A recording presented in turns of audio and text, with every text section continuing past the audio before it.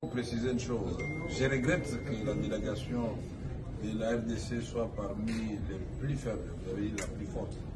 Nous sommes au total 8 députés et 2 sénateurs. Au moment où les pays hôtes frôlent la quarantaine, la France, au moins 40. Ce qui fait que des commissions ont connu l'absence des délégués de la République démocratique du Congo, puisqu'ils ne peuvent prendre part aux travaux que des députés ou des sénateurs. Ceci dit, nous n'avons pas encore donné notre message au niveau de la tribune, mais nous avons commencé la diplomatie parlementaire. Quand nous allons finir cet échange avec la presse, nous allons rencontrer le président des assemblées nationales et des sénats de l'Afrique pour avoir une stratégie commune en ce qui concerne la diplomatie parlementaire, parce que pour nous, l'Afrique doit aimer l'Afrique.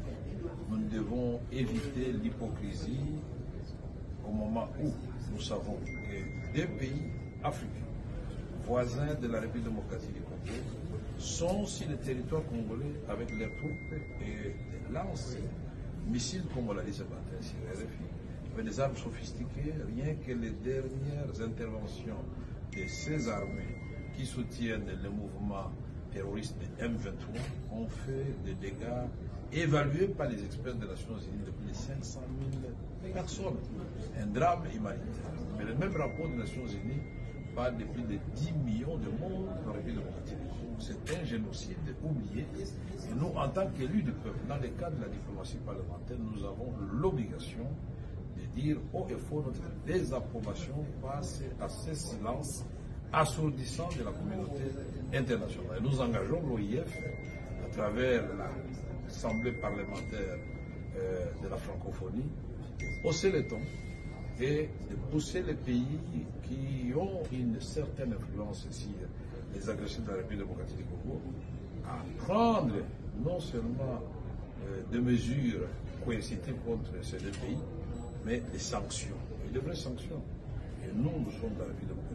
Nous n'avons jamais traversé la frontière ou les frontières communes avec l'Ouganda et le Rwanda, parce que le président de la République, dès son avènement au pouvoir, a prôné la paix et il voit l'Afrique qui est en train de s'élever et marcher et avec comme épicentre la République démocratique du Congo.